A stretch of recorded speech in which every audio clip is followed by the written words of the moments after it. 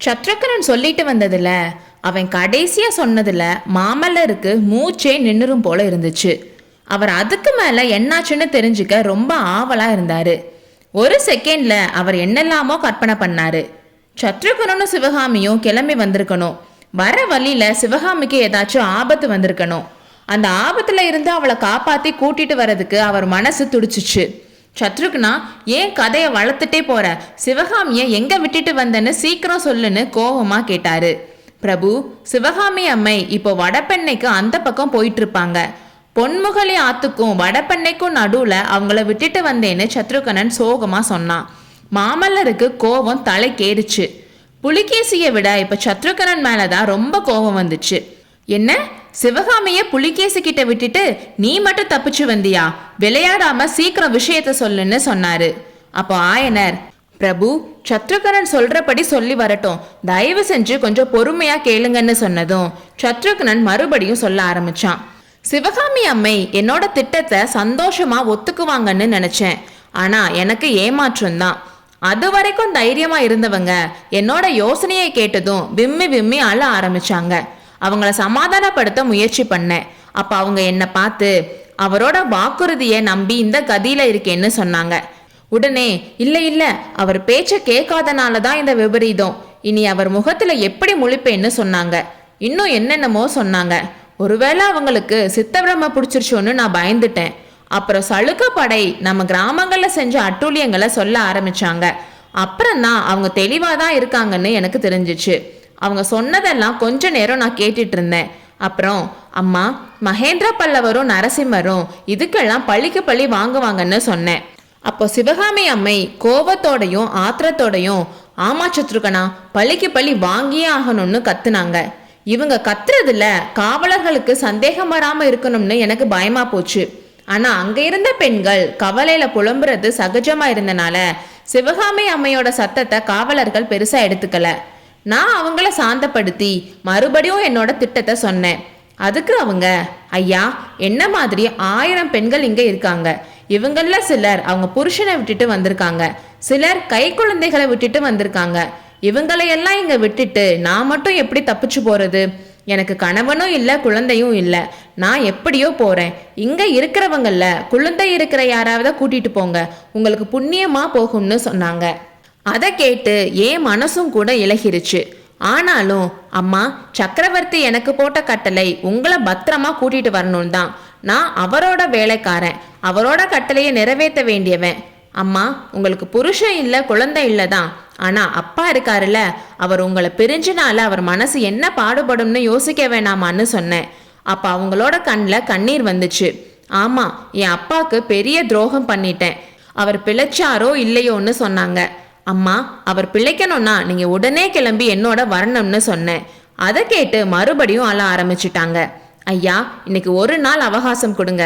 என் உடம்பும் மனசும் ரொம்ப சோர்ந்து போயிடுச்சு.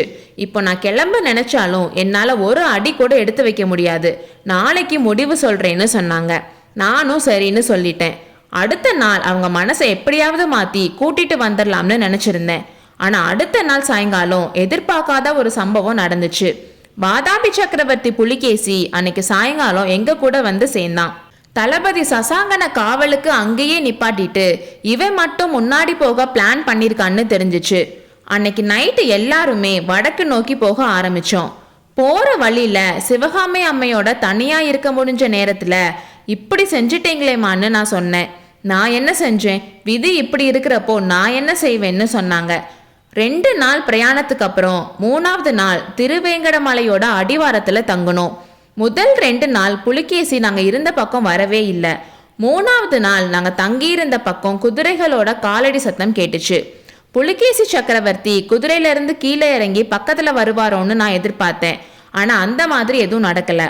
அப்பத்தான் யாரும் எதிர்பார்க்காத ஒண்ணு நடந்துச்சு. புலிகேசி சக்கரவர்த்தி குதிரையை திருப்பி கிளம்ப போறப்பதான் சிவகாமி பெண்கள் கூட்டத்துல இருந்து ஒரே பாய்ச்சலா போனாங்க. புலிகேசியோட குதிரையை மறிச்சு சக்கரவர்த்தி ஒரு விண்ணப்பம்னு சொன்னாங்க. உடனே அவரும் என்ன விண்ணப்பம்னு கேட்டாரு.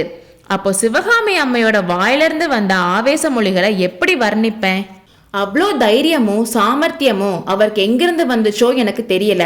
அவர் கம்பீரமா புலிகேசிய பார்த்து தழுதழுத்த குரல்ல, ஐயா, பூமியை ஆள்ற மன்னர்கள் நீங்க. உங்களோட வீரத்தையும் புகழையும் நிலைநாட்டிக்க யுத்தம் செய்றீங்க. இன்னைக்கு நண்பர்களா இருக்கீங்க, நாளைக்கே போர்க்களத்துல சண்டை போடுறீங்க. உங்க சண்டையில ஏழை பெண்கள் எங்களையே வாட்டுறீங்க. உங்களுக்கு நாங்க என்ன செஞ்சோம்? தயவு செஞ்சு எங்களை விட்டுருங்க. இங்க இருக்க பெண்கள்ல சிலர் கை குழந்தைகளை விட்டுட்டு வந்திருக்காங்க. இன்னும் கொஞ்சம் பேர் கையில கல்யாண கங்கணத்தோட வந்திருக்காங்க. இவங்களை நீங்க விடுதலை செய்யலைனா நீங்க வாதாபிக்கு போறதுக்குள்ள இவங்களுக்கு பைத்தியம் பிடிச்சிரும். நீங்க உங்க தலைநகருக்கு போறப்போ சித்த பிரம்மை பிடிச்ச 1000 பெண்களவா கூட்டிட்டு போவீங்க? உங்களை வாயார மனமாற வாழ்த்திட்டு அவங்க வீட்டுக்கு போற மாதிரி செய்யுங்கன்னு சொன்னான்.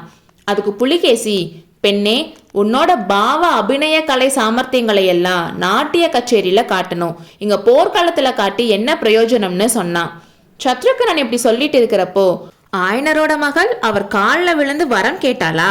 அவளுக்கு இது வேணும்னு மாமல்லர் சொன்னாரு. ஆமா பிரபு, சிவகாமி அம்மையும் உங்களை மாதிரி நினைச்சிருப்பாங்க போல.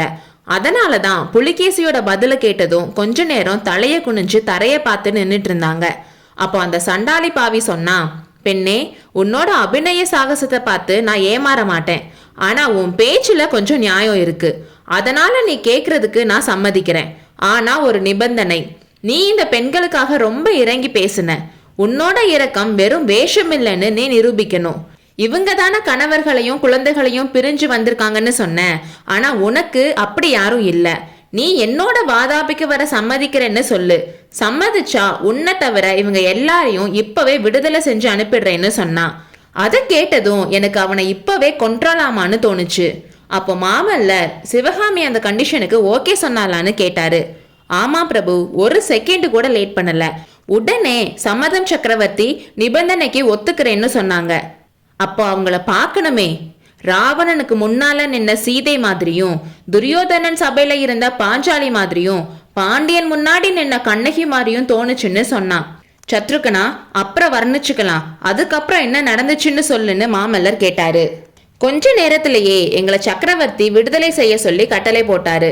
பொன்முகலி ஆறு வரைக்கும் எங்களை கொண்டு வந்து விட சொல்லி சில வீரர்கள் கிட்ட சொன்னாரு. அவ்வளவு நாளும் அழுமூஞ்சியா இருந்த பெண்கள் ஒரே சந்தோஷத்துல மூழ்கிட்டாங்க.